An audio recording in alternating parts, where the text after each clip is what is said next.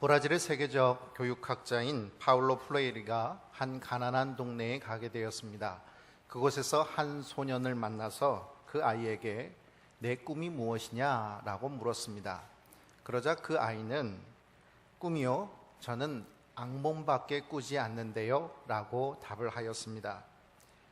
우리 아이들은 부모가 가지고 있는 부의 크기만큼 또 부모가 보여주는 세계의 크기만큼의 꿈을 꾸고 자라가고 있습니다.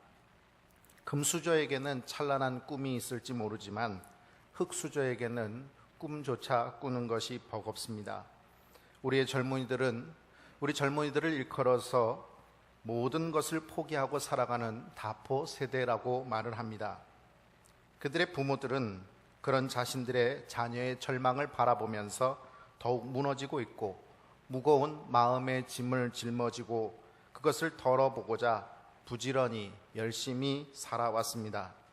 그러나 꿈을 잃어버린 채 달려온 열심은 온통 삶을 피곤하고 지치게만 만들 뿐이었습니다. 사무엘이 베들레헴 이새의 집에서 다윗에게 왕으로 기름 부었을 때 다윗은 자신의 삶에 앞으로 어떤 일이 벌어지게 될지 잘 알지 못했습니다. 다윗이 골리앗을 죽이고 이스라엘을 승리로 이끌었을 때 온 백성이 사울이 죽인 자는 천천히요 다윗이 죽인 자는 만만이로다 칭송할 때만 해도 다윗의 길은 승승장구할 것만 같았습니다.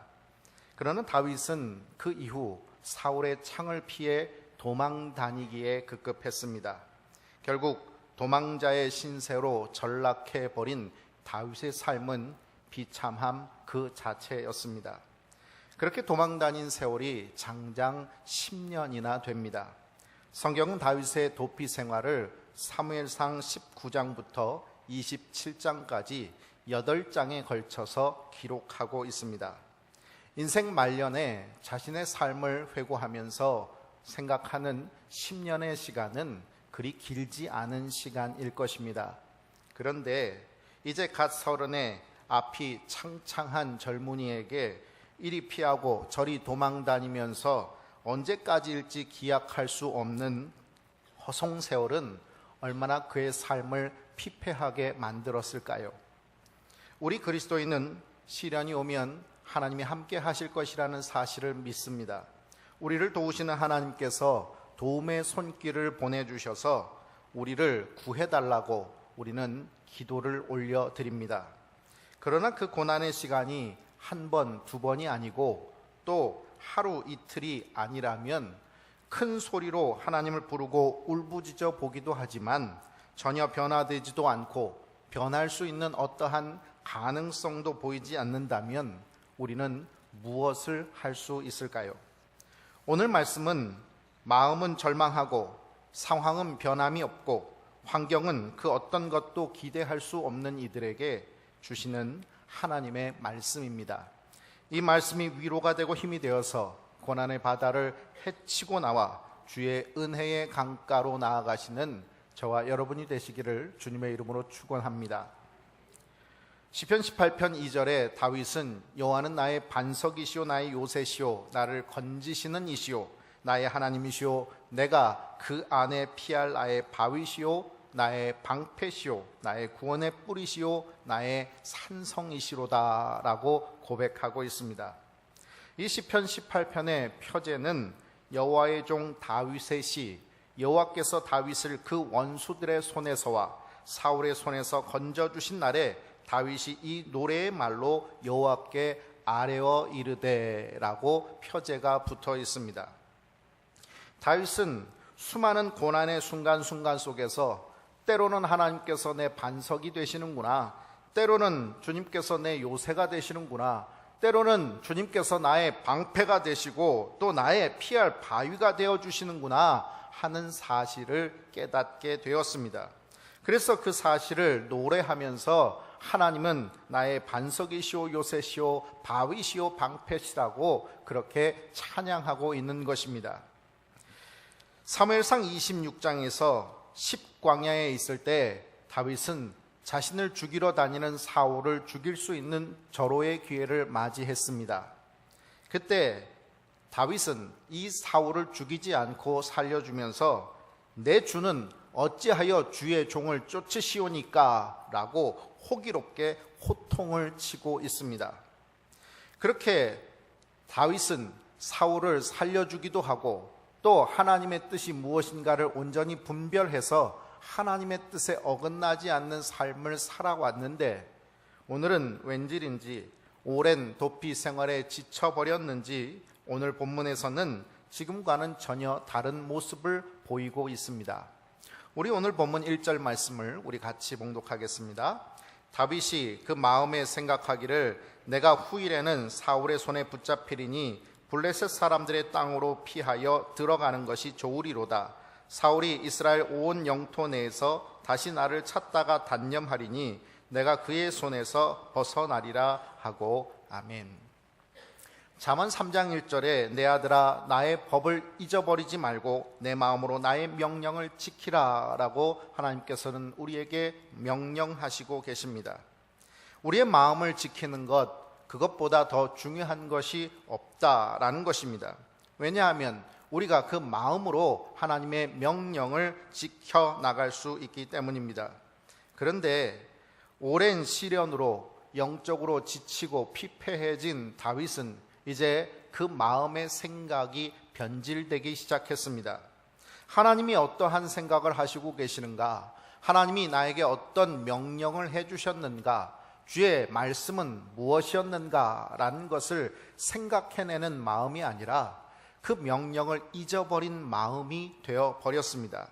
그러기에 그는 세 가지 판단의 착오를 보이고 있습니다. 그 첫 번째는 내가 후일에 사울의 손에 붙잡히게 될 것이다 라는 착오입니다. 여기서 붙잡히다 라는 말은 생명을 빼앗기다 라는 원어의 뜻을 가지고 있습니다. 여러분, 상황과 환경이 생명을 좌우하는 것이 아닙니다.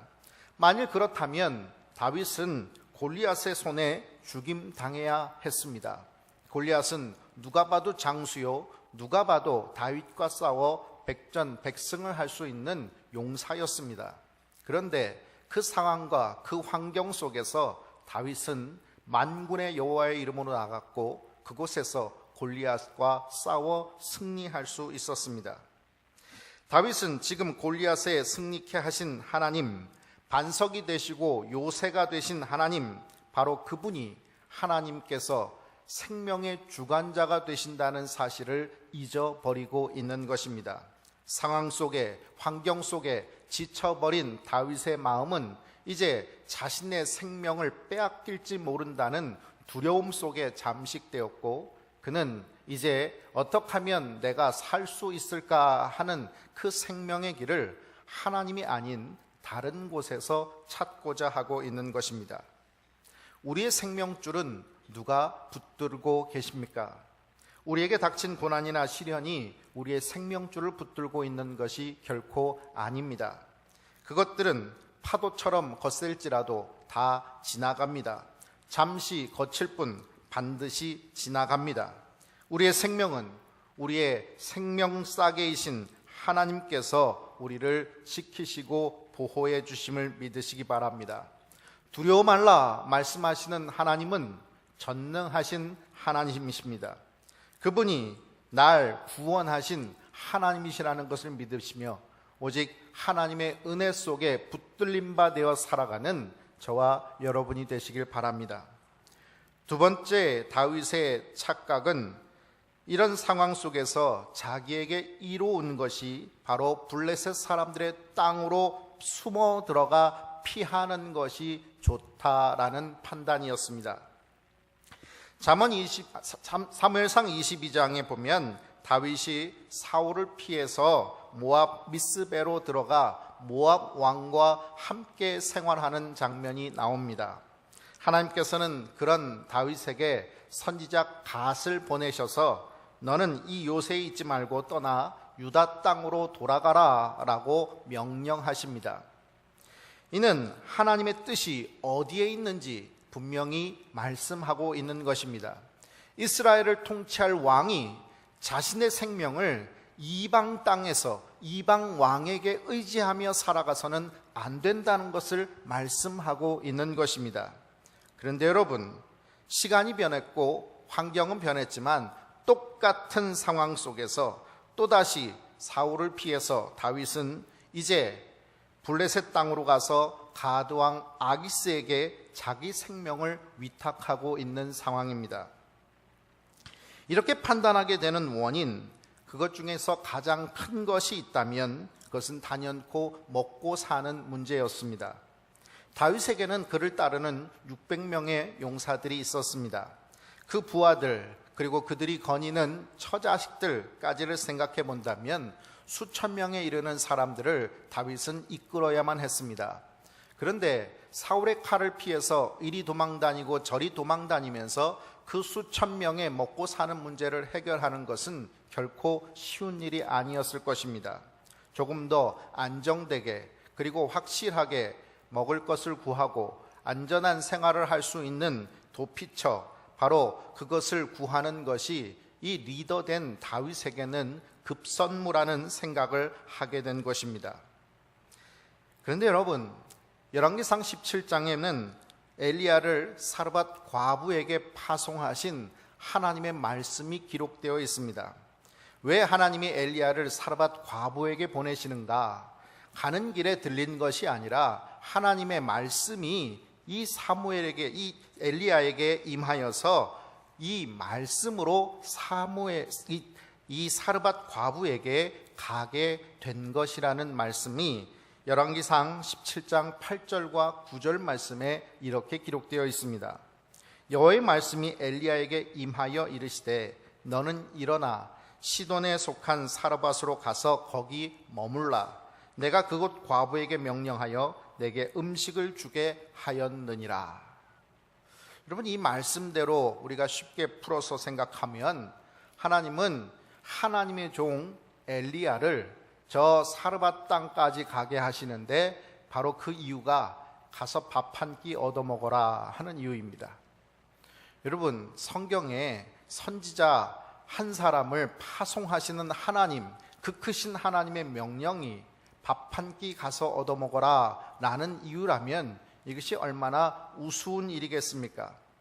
그런데 여러분, 안타깝게도 그 과부에게는 통에 가루 한 움큼과 병에 기름 조금 남아 있어서 그것으로 한 끼 식사 만들어서 자기 자식과 함께 나눠 먹고 이제는 음식이 떨어지면 굶어 죽자 하는 마음으로 살고 있는 여인이었다는 사실입니다. 그 여인에게는 이제 한 끼분의 식사밖에는 남지 않았습니다. 그런데 바로 그런 집에 하나님께서 이 엘리야를 파송해서 그곳에서 밥 한 끼 얻어먹어라 라고 사명을 주셨다는 것입니다. 여러분, 이것이 말이 되는 것입니까? 하나님은 어찌 이럴 수 있고 엘리야는 무슨 염치로 여기서 밥 한 끼 달라라고 말할 수 있었겠습니까?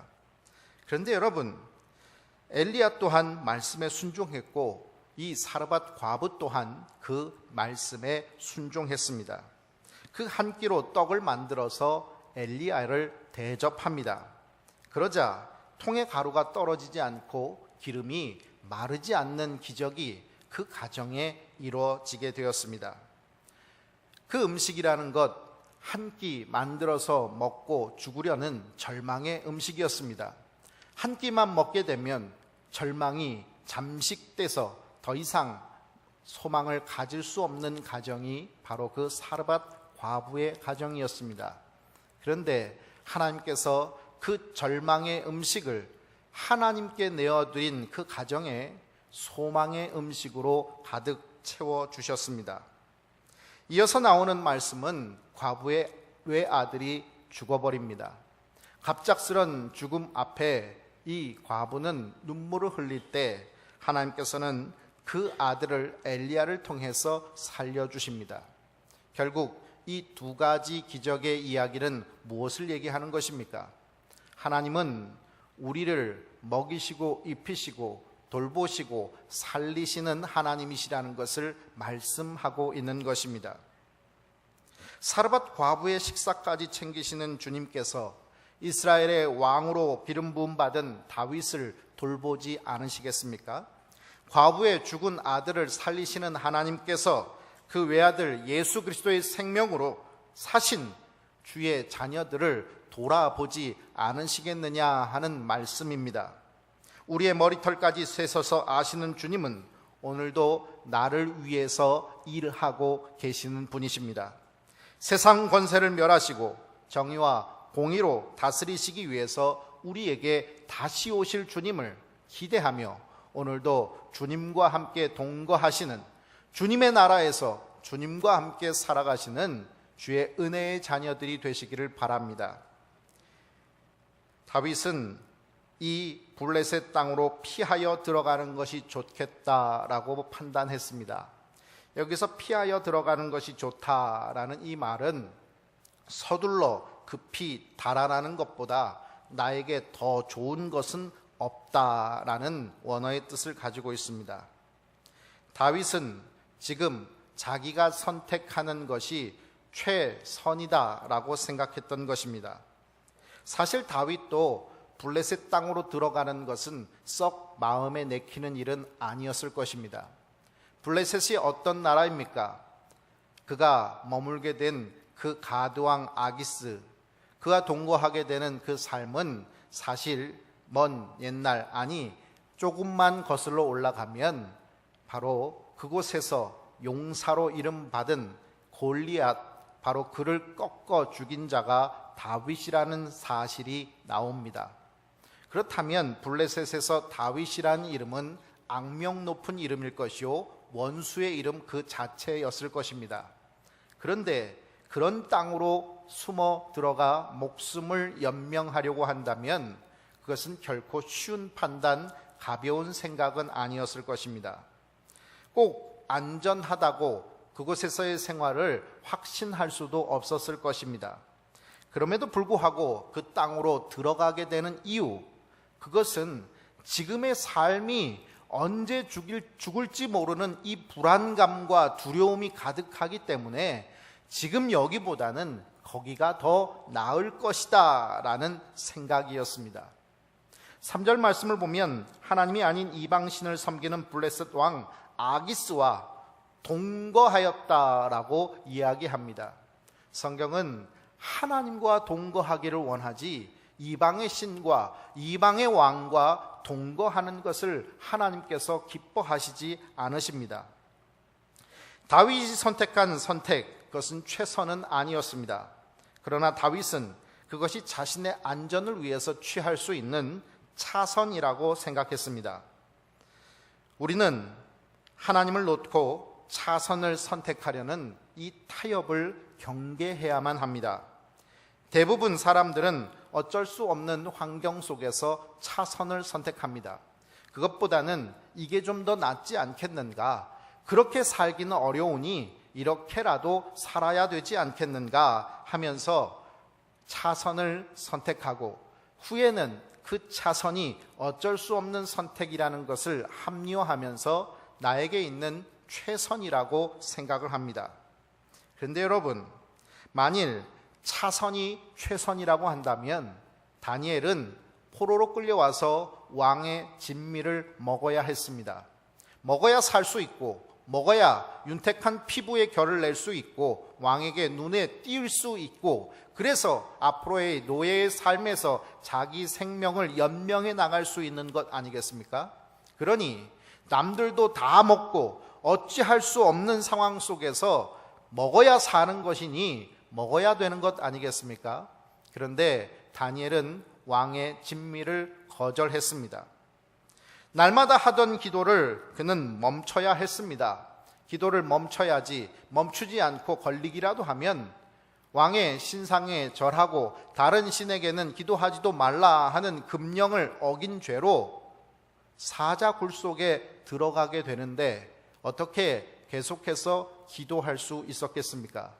그런데 그는 그것이 최선이라고 생각하지 않았습니다. 일제시대 신사 참배를 선택하신 수많은 성도들, 목사님들이 있었습니다. 그것이 어쩔 수 없는 선택이라고 생각했고 교회를 유지하는 한 방법이라고도 생각했습니다. 그분들은 그것이 최선이라고 생각했던 것입니다. 어쩔 수 없는 차선이라고도 생각했던 것입니다. 그러나 그 역사 속에서 우리는 우상 숭배의 질고의 역사를 짊어지는 한국 교회의 회개의 모습을 찾아야 할 것입니다. 오늘 우리는 무엇을 선택합니까? 어쩔 수 없다는 환경 속에서 최선이 아닌 차선을 선택하고 그 차선은 어쩔 수 없었기에 최선이라고 착각하고 있지는 않습니까? 그렇게 될 때 어떤 문제가 일어날까요? 세 번째 다윗의 착각, 그것은 바로 사울이 나를 찾다가 단념하리니 내가 그의 손에서 벗어나리라 하는 것이었습니다. 잠깐은 사울의 칼을 피할 수 있었던 것 같습니다. 블레셋의 땅에서 안전할 수 있었고 먹고 살아갈 수 있었습니다. 그러나 블레셋이 이스라엘을 치려고 할 때 블레셋 땅에서는 이 다윗을 이스라엘을 침공하는 선봉장으로 세우고자 하였습니다. 이스라엘의 왕이 되어야 될 사람, 하나님에 의해서 기름 부음을 받은 다윗이 이스라엘을 침략하는 이방 땅의 선봉장이 되어야 될 위기에 처하게 된 것입니다. 후에 이 블레셋 땅으로 들어갔기 때문에 자신들의 처자식들이 포로로 끌려가는 아말렉의 칼을 피할 수 없었습니다. 결국 사울의 칼은 피하는 듯 했지만 아말렉의 칼이 도사리고 있었고 또 원수의 선봉장이 돼야 되는 위기가 그의 삶에 찾아오게 된 것입니다. 잠깐 눈앞에 보이는 차선, 그것을 선택한 타협의 결과가 이렇게 크게 나타난 것입니다. 현대인들의 입에서 가장 많이 사용되어지는 단어가 있다면, 말들이 있다면 그것은 피곤하다라는 말입니다. 지쳤다, 힘들다라는 말들입니다. 모두가 피곤하고 지치고 그렇게 힘이 드는 삶, 그래서 하루하루 살아가는 삶이 버겁다라는 말밖에 나오지 않는 삶을 살고 있는 우리들의 삶입니다.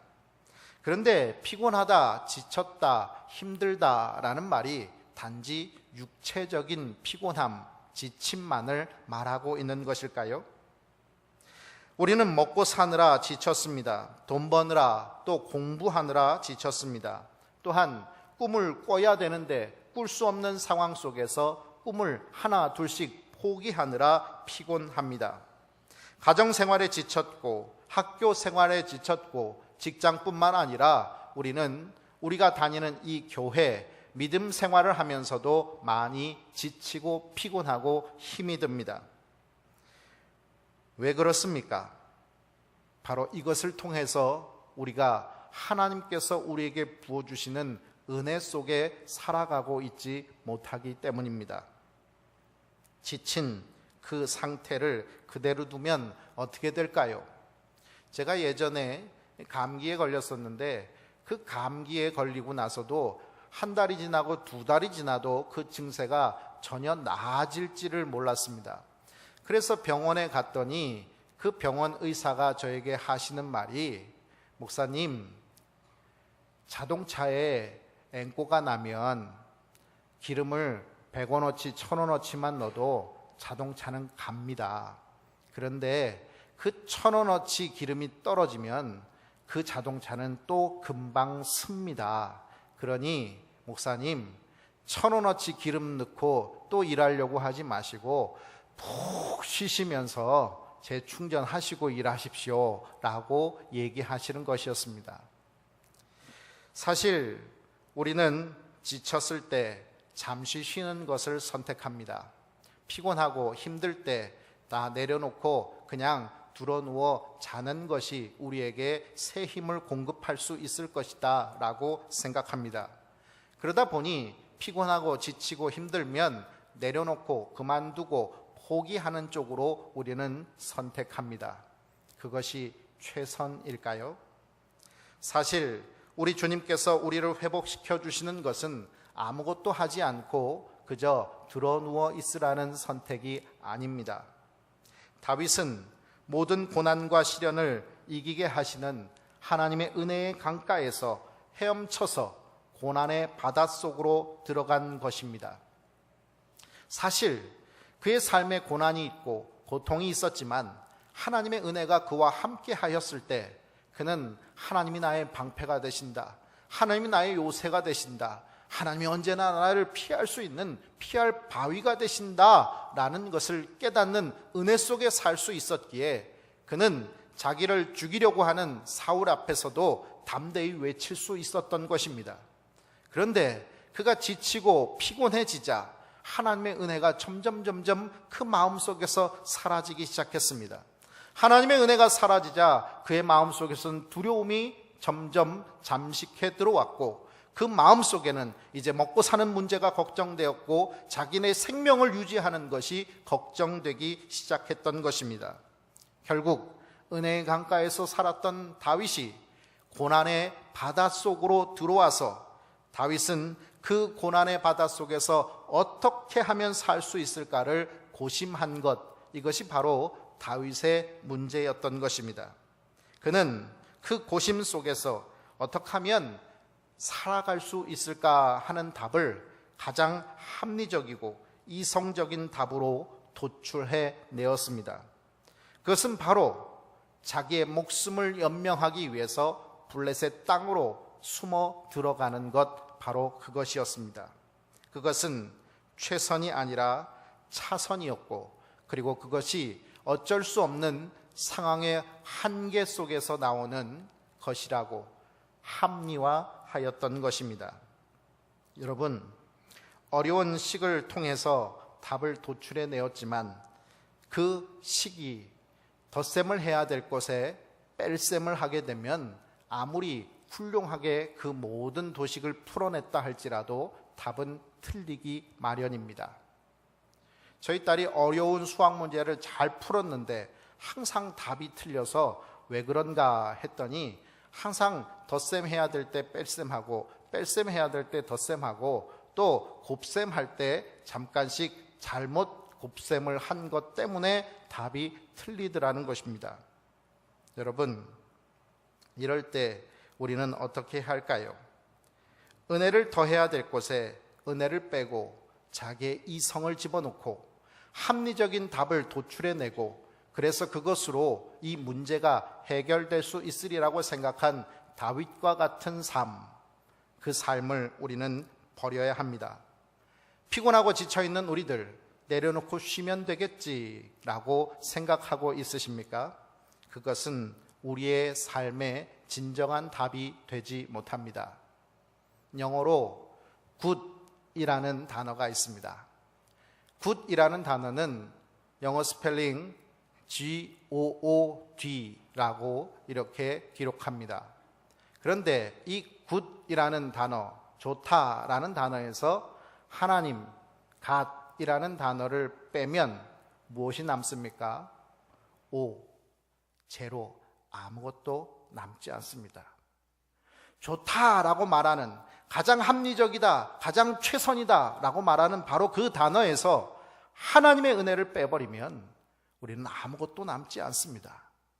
그러나 아무것도 없는 것 같고 죽음의 공포가 찾아오고 피곤하고 지치고 낙심되고 아무것도 할 수 없다라고 생각하는 그 제로의 상태에서 하나님의 은혜가 임하게 되면 우리는 모든 것이 좋을 수 있는 그런 영생의 삶을 살아가게 될 것입니다.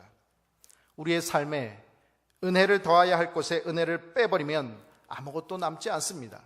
오직 하나님의 은혜를 더하셔서 이 은혜 속에서 피곤함도 이기고 지침도 승리하고 고난도 아버지 하나님께서 주시는 은혜로 이겨내는 저와 여러분 되시기를 주님의 이름으로 축원합니다. 기도하겠습니다. 피곤하고 지쳐있는 우리들에게 생수를 주시고 먹을 것을 주시고 입히시고 먹이시면서 우리를 돌봐주시지만 우리의 눈은 여전히 최선이 아닌 차선을 선택하며 하나님이 아닌 다른 것을 의지하고 하나님을 섬기는 하나님의 나라에서 하나님의 사명을 감당하기보다는 쉬고 무너지고 그렇게 점차 세상 바깥으로 나아가는 삶의 모습을 보였음을 주님 용서하여 주시옵소서. 이제 주님의 은혜를 구하고 주님의 은혜의 강가에서 살아갈 수 있는 우리들이 되게 하여 주시옵소서. 하나님 함께하는 삶, 바로 그 삶만이 우리에게 새 힘을 주시고 아버지 하나님께서 우리를 지키시고 보호해 주시는 구원의 기쁨 속에 살아갈 수 있음을 우리 모두에게 깨닫게 하여 주시고 그 기쁨을 누리는 행복의 삶을 살아가게 하여 주시옵소서. 예수님의 이름으로 기도합니다. 아멘.